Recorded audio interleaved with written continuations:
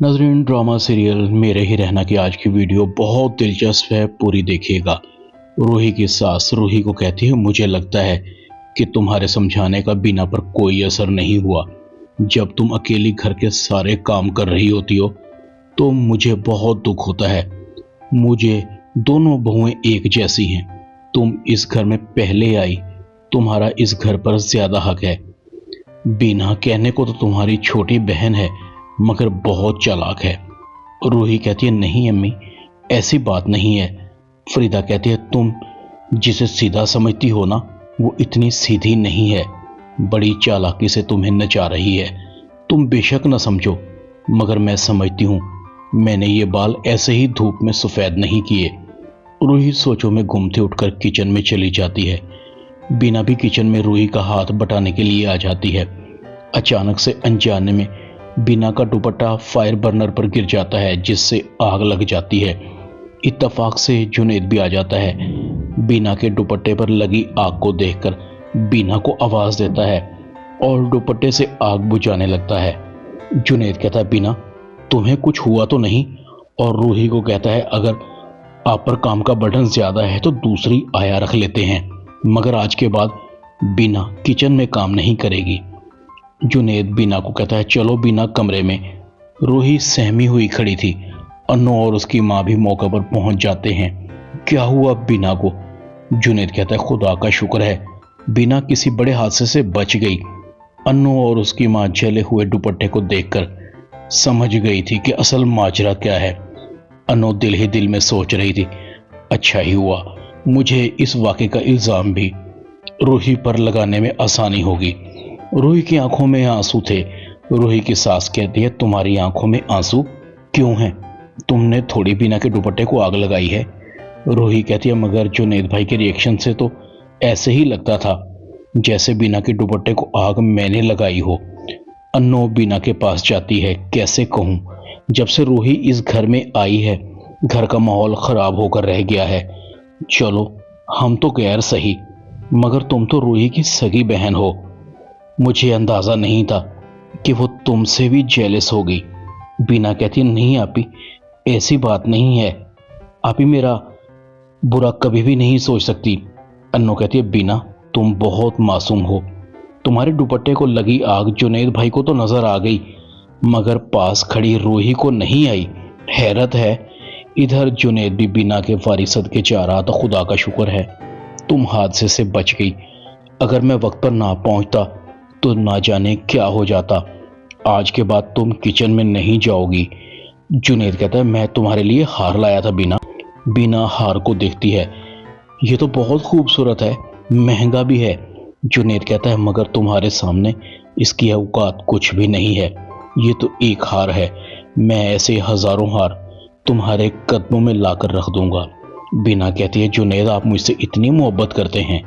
जुनैद कहता है, शायद इससे भी ज्यादा, क्योंकि मुझे लफ्जों की बाजीगरी नहीं आती, वरना आप पे पूरी गजल कह देता। और फिर बीना और जुनैद एक दूसरे की मोहब्बत में खो जाते हैं। अन्नू और उसकी माँ मुस्कुरा रहे थे। हमारे काम खुद ब खुद आसान होते जा रहे हैं। फरीदा कहती, अब रूही भी सोचने पर मजबूर हो जाएगी कि वो जिसको बड़ी खुशी से ब्याह कर लाई थी, दरअसल वही उसकी दुश्मन है। अन्नू कहती, अम्मी मैं भी किसी से कम नहीं हूं, मैंने भी खूब बीना के कान भरे हैं। बस अब हमें ज्यादा देर इंतजार नहीं करना पड़ेगा। देखिएगा, ये दोनों बहनें बहुत जल्द एक दूसरे की जान की दुश्मन बन जाएंगी। मगर मेरे पास आपके चौंका देने वाली एक और खबर है, जिसे सुनकर आप भी हैरान हुए बगैर नहीं रह सकेंगी। फरीदा कहती है, वो क्या है जिसका मुझे नहीं पता?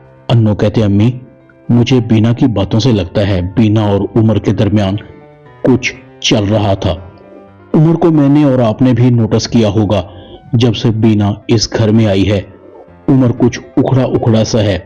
मैंने खुद बीना और रूही की बातों को सुना था। बीना रूही को बता रही थी कि उमर उससे नफरत करता है।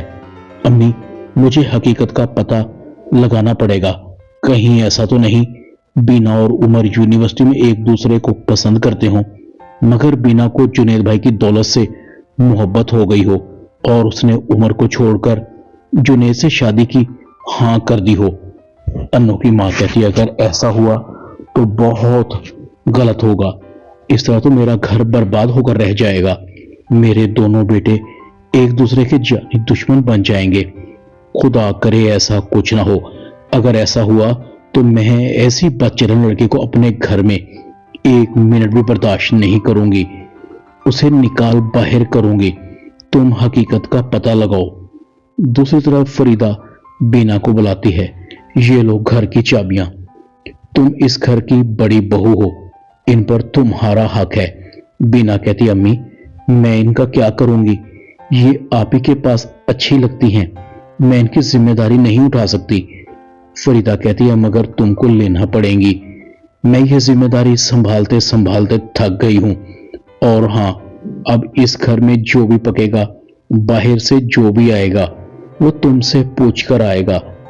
अन्नू कहती है बीना ये जिम्मेदारी तो तुम्हें उठानी ही पड़ेगी, इस पर तुम्हारा हक है। दूसरी तरफ रूही अन्नू को पूछती है आज घर में क्या पकेगा। अन्नू कहती है ये मुझे नहीं पता। कल अम्मी ने इस घर की चाबियां और तमाम जिम्मेदारियां अपनी बड़ी बहू को दे दी हैं। अब इस घर में जो भी होगा वो बीना से पूछ कर ही होगा। जाओ पूछो बीना से आज घर में क्या पकेगा। रूही सोच रही थी अब क्या होगा। अन्नू कहती है जाओ ना भाभी के पास, पूछो उनसे। अन्नू कहती है वैसे भी अब तुम इस ख्याल को दिल से निकाल क्यों नहीं देती। बीना इस घर की बड़ी बहू है, तुम्हारी जेठानी है और तुम उनकी देवरानी हो। रूही बीना के कमरे में जाती है। बीना कहती है आपी। रूही कहती है मत कहो मुझे आपी, मैं आज से तुम्हारी देवरानी हूं। बीना कहती है आपी आप मुझसे ये कैसा बिहेव कर रही हैं। रूही कहती है जैसा मुझे करना चाहिए।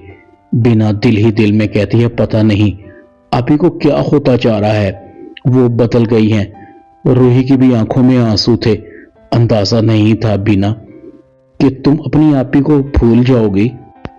रूही बहुत गमगीन थी, अपने बाप के पास जाती है। रूही का बाप कहता है क्या हुआ, तुम परेशान हो। रूही कहती है अबू वो बीना।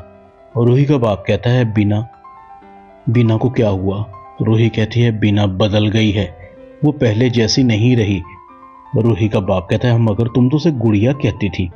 रूही कहती है मैं उसे गुड़िया कहती ही नहीं थी, बल्कि उसे गुड़िया समझती भी थी। पता नहीं उसमें इतनी चालाकियां कहां से आ गई हैं, कहां से सीखी हैं। मुझे हर वक्त शर्मिंदा होना पड़ता है सबके सामने। मुझे तो ऐसा लगता है शायद वो मुझे अपना दुश्मन समझने लगी है। रूही का बाप कहता है ऐसा कुछ नहीं है, तुम्हें कोई गलतफहमी हुई होगी। रूही कहती है खुदा करे ये मेरी गलतफहमी ही हो। ड्रामा मेरे ही रहना में इतना ही। चैनल को सब्सक्राइब कर दें, वीडियो को लाइक कर दें और बेल आइकन के बटन को दबाकर ऑल पर क्लिक कर दें ताकि आपको मेरी नई आने वाली वीडियो को नोटिफिकेशन फौरन मिल सके। अपना ख्याल रखिएगा। अल्लाह हाफिज।